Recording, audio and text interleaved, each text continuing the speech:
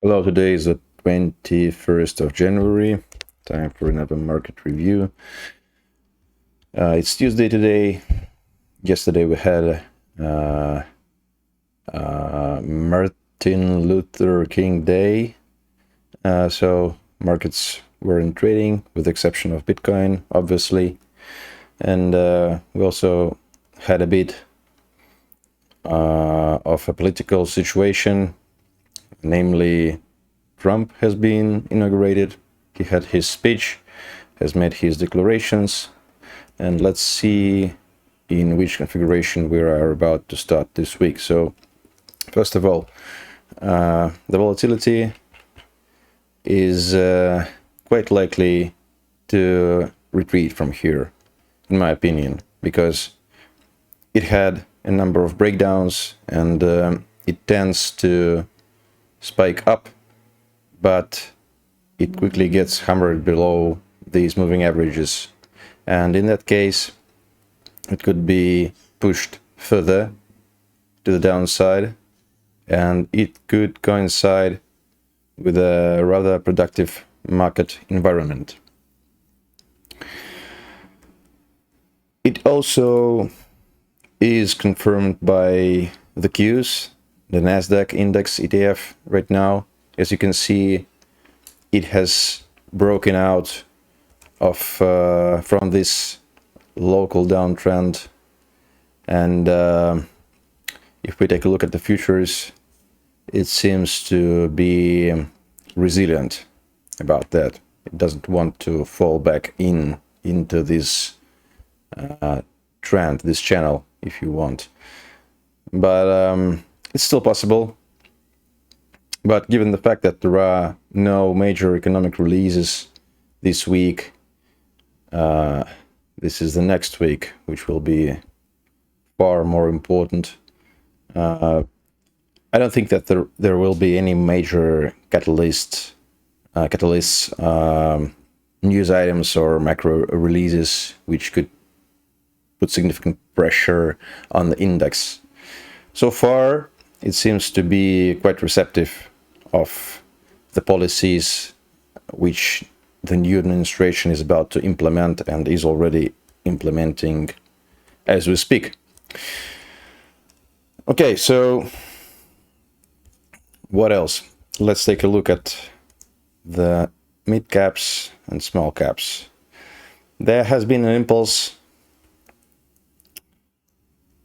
but we can see that there is still work to be done here. They are still recovering, especially IWM, which is the small cap ETF. It is still recovering from this massive sell-off from Wednesday, the 18th of December. And I think there could be a reason for that, because it's quite obvious that everything that new administration wants is inflationary, starting with tariffs and territorial expansion, and that automatically means slower rate cutting or even a hike. And the first ones to be affected by this are the mid caps and small caps, especially. It won't be such big of a problem for large companies, and especially the companies which are sort of close to the state and getting closer to the state with each year, namely the Teslas, the Googles, the Amazons of this world. So you can explain the weakness in mid caps and small caps in this way. And honestly, at the moment, I see that this environment will continue to be quite challenging for the small companies. Why? Because if the new measures about the cost cutting at the US government will be strictly enforced by this new Doge agency, which Elon Musk is supposed to run, we will see lowering of the amounts that are being spent on state purchases. And this money were in turn, and still are, injected in the economy to subcontractors. And if this costs, these payments will be reduced, they are the first ones to suffer, because bigger companies, due to their capital, due to their access to credit facilities, are more resilient. And they have more resources, and they have more things to cut to survive, but not the smaller ones, and not the mid caps to a lesser extent. So that could even be tradable. We'll see. What else to look at? If you see at the aforementioned large caps, you can see that they are quite resilient, most of them. Google is good. Meta is quite good also. Microsoft is a bit weaker, but still is above all the moving averages. Nvidia is close to it. And Tesla is, of course, the strongest of them all.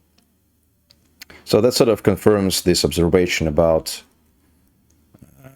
future flows of government spending, and who is to benefit from it and who is to suffer. So it's going to be, despite the fact that there will be no important macroeconomic releases, it is still a very good week to watch, because market will be digesting the messages and the first actions of the new administration, and I think we will form quite a setup with which we will approach Fed interest rate decision, which is about to be released, which is about to take place during the next Wednesday, January 29. So I expect more of a digestion in the stocks. I also done my screening, and my main growth screen is as empty as it gets. It has like 33 companies, and the average number is about 70 to 80, which of the companies which comply to my criteria. And the fact that growth is not in an uptrend and not in consolidation during the uptrend is a message by itself. So actually this makes me quite cautious of this market. No breadth at all, no capital inflows in the most interesting, most advertised and typically American type of a business, mainly innovative business. And the companies of this type do not see any support from the institutional money at all at the moment, with very rare exceptions. So to summarize the stock situation once again, I think it will be wait and see. It will be wait and see till the next Wednesday, and there we could get a bit of a surprise. Because obviously you don't have to be a genius to understand that maybe inflation is subsiding a bit, but we and the market are supposed to be forward-looking. And in my opinion, obviously, I can be overlooking something, but it's very hard, if not impossible at all, to contain inflation with such a massive initiatives about tariffs. And Federal Reserve is supposed to be aware of that, and we'll see what they will tell. So I could be even more inclined to expect some sort of negative surprises, you know, something that tapers this euphoria, the second wave of euphoria, which is taking place at the moment in the social media, for example. So we'll see. The main takeaway is that there are not so many opportunities for long trades at the moment, especially in the growth segment. That's the main practical takeaway from the current situation.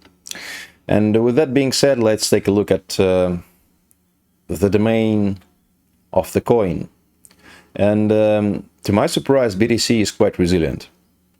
Maybe some folks were expecting President Trump to mention Bitcoin or cryptocurrencies during his speech, but obviously he didn't, because it's not the most pressing topic of the day.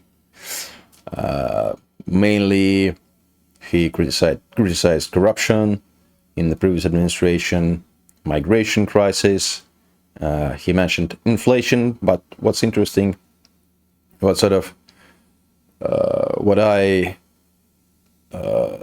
spotted is that he actually downplayed the topic of inflation a bit, and he said that migration is more important. I don't know. I'm not in the States at the moment, so I don't see how fast you get into trouble with like illegal migrants before you get to the store and see that food is too expensive to afford, or before you pay your rent. And it makes me even a bit more cautious about the inflationary initiatives, because if I get it right, he understands that his policies will lead to inflation. And it sounded to me like he's okay with that. So that's an important thing to see. That leaves an open question about what's going to happen with BTC and other decentralized finance assets. Obviously, inflation will not be conducive to lowering of the rates, as I mentioned before. But at the same time, excessive inflation could push money to assets like Bitcoin, and could continue pushing money into assets like real estate, for example, just to park them somewhere safe where the pressure is lower. So maybe that could be an answer. Yesterday was a very ominous day in terms of volume, and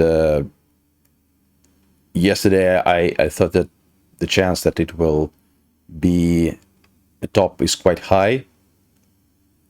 I had another trade which was rather successful in the futures, so this is where I sold it. And now the only thing I have is my position in IBIT. So my initial plan was to just get out of IBIT and heal and lick my wounds, but today it could open inside, and this could actually lead to something productive. So we'll see.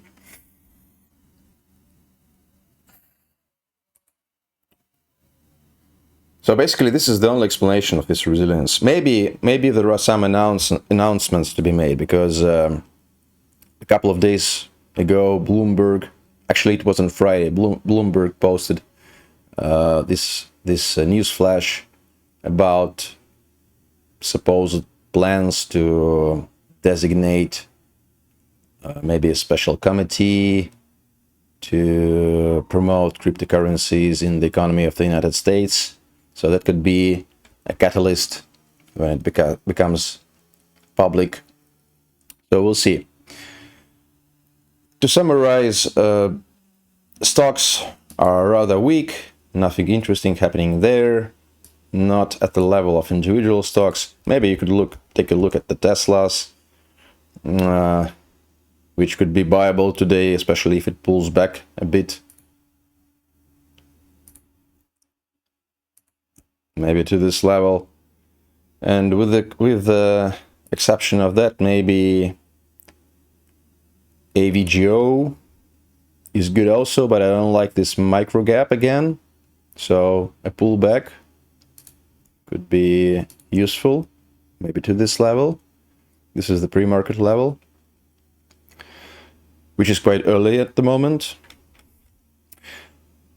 So yeah, large companies, cheap manufacturers, state-related companies, companies who are about to benefit from political investment and late camp switching, so to speak.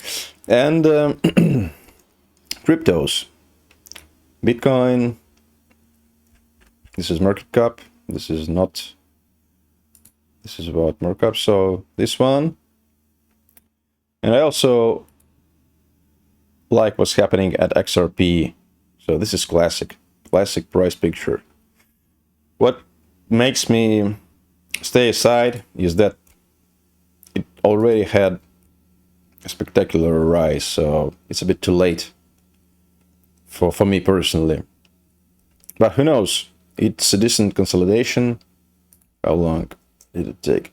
It's like 1, 2, 3, 4, 5, 6 weeks. 7 breakout on the 7th week and a pullback to the upper side of the previous consolidation. It could be tradable. Tradable. So yeah, I guess that's it for today. It's going to be an interesting week before an even more interesting week. So let's be in touch.